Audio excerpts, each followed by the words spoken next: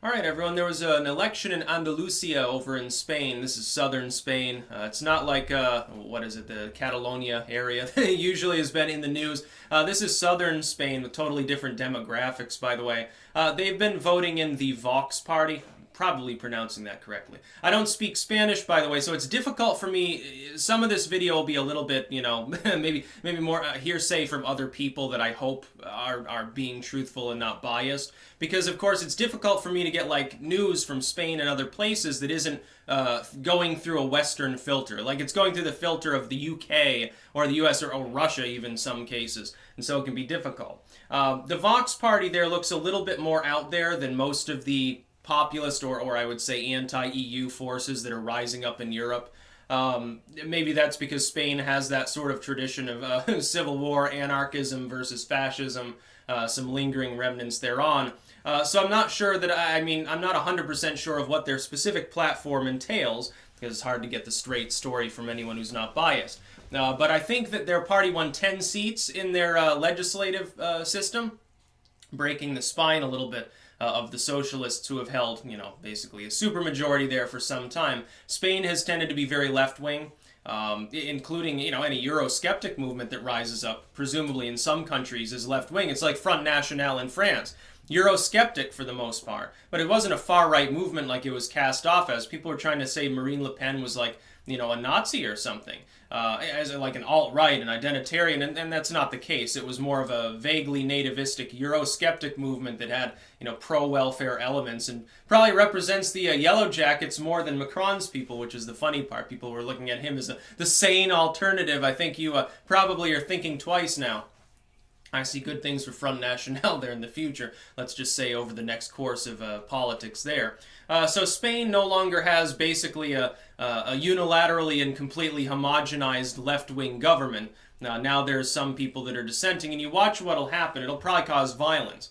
Because people elsewhere in the more left-wing strongholds be like, oh my god, the Nazis are rising up here. They'll do what they've done in other countries. Oh my god, Nazis have representation. Shut them out. And what'll happen is government obstruction. A slowing down of the political process, preventing needed reforms, very much needed in Spain's case. This has happened in other countries. And this will drive the far right and the far left upwards. It's the death of the center. It's been happening for years now. I spoke of this, I think, almost a half a decade ago in the sense of Brexit and the UK and UKIP and things like that. It was obvious what was happening because it's happened before in world history. Those who don't learn from history are doomed to repeat it. What I would tell the establishment there is you need to work on reform as quickly as possible. That sometimes means even alienating your own fans. Which would you rather do? Alienate people who fundamentally are like, center left, center right. They might get angry about it and have an extra beer and throw a rock, but ultimately at the end of the day, they're not on a fringe. Would you rather piss them off a little bit in order to stave off actual fringe groups, or would you rather those groups make the case to the center, left, and right, hey, you should join us because look, the other side's more scary?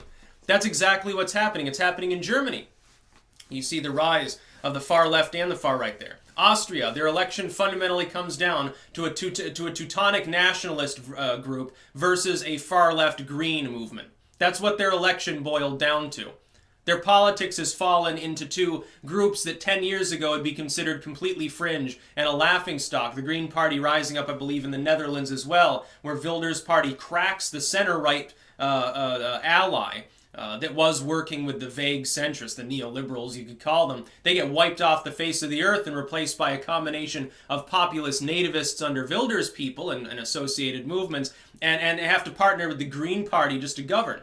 A further left movement than before. You see things moving more to the left or the right. The center's what's dying. It's not the movement. We've got to stop thinking of it in dichotomous terms anyway.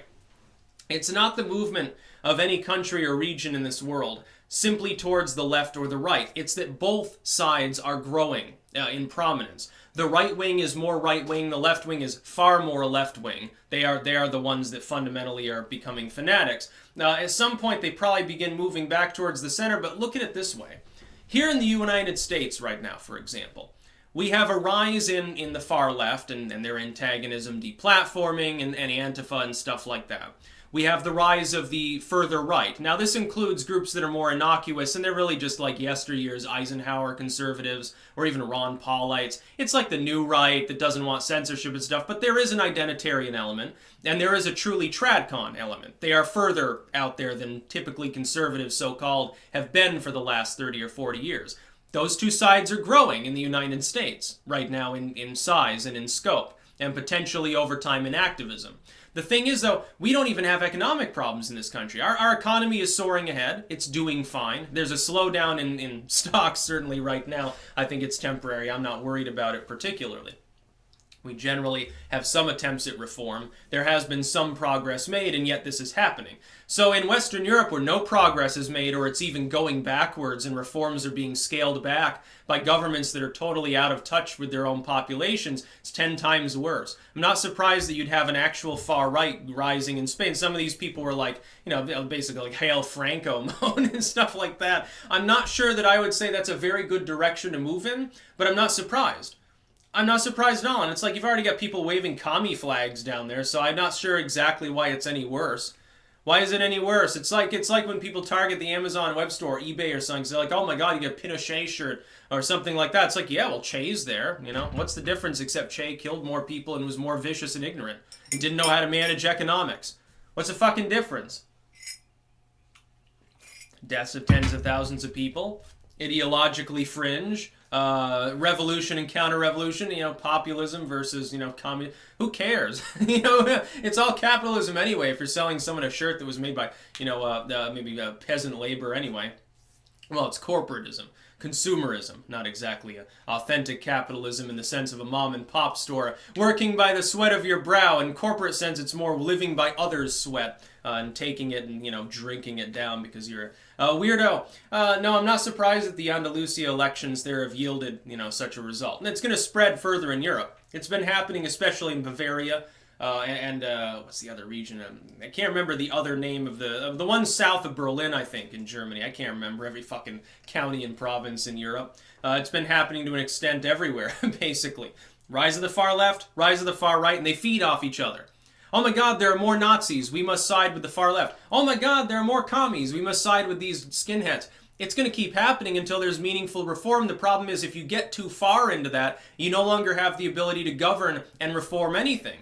The only thing that you can do is the centrists have to side with either the commies or the Nazis, so to speak. Then alienates the other side. The other side's like, look, see, haha, the evil establishment that has been fucking you for years is in bed with them. Come join us and we will stop them. And pretty soon there's no more center at all. You have a civil war.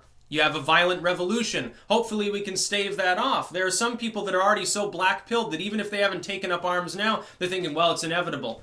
Oh my god, I gotta prepare for the death of my nation. World War III is coming. Don't you understand that this is not helpful to the Western world? I think it's unhelpful anyway. That's about all. Peace out.